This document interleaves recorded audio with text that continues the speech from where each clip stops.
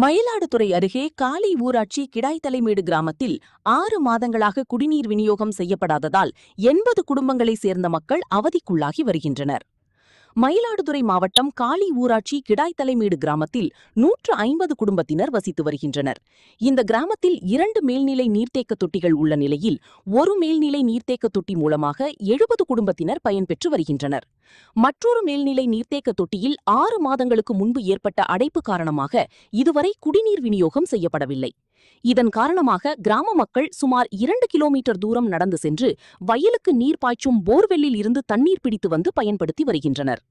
இதுகுறித்து ஊராட்சி நிர்வாகத்துக்கும் மாவட்ட ஆட்சியரின் மக்கள் குறை தீர்க்கும் நாள் முகாமிலும் 3 முறை புகார் தெரிவித்தும் எந்த நடவடிக்கையும் எடுக்கப்படவில்லை. புதிதாக பொறுப்பேற்று இருக்கும் அரசு ஒரு வார காலத்துக்குள் பிரச்சனையை சரி செய்து தங்கள் பகுதிக்கு தடையில்லா குடிநீர் விநியோகம் செய்ய வேண்டும் என கிராம மக்கள் மாவட்ட ஆட்சியர் அலுவலகத்தில் இன்று கோரிக்கை மனு அளித்தனர்.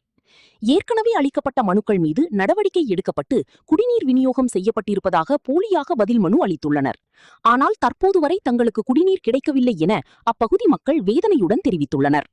மேலும் தங்கள் பகுதிக்கு 2 பேருந்து சேவை மட்டுமே உள்ளதால் கூடுதல் போக்குவரத்து சேவையை ஏற்படுத்தி தர வேண்டும் என கிராம மக்கள் கோரிக்கை விடுத்துள்ளனர்.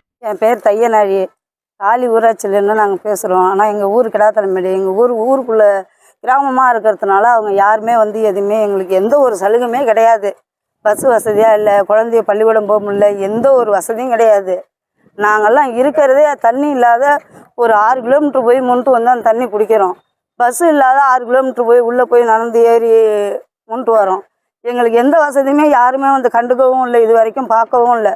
நாங்கள் இருக்கிறதே இருக்கோமா இல்லையான்னு கூட தெரியல அதிகாரிகளுக்கெல்லாம். நாங்கள் போய் சொன்னாலும் கூட அது எங்களுக்கு எடுப்படுத்தி செய்யலை.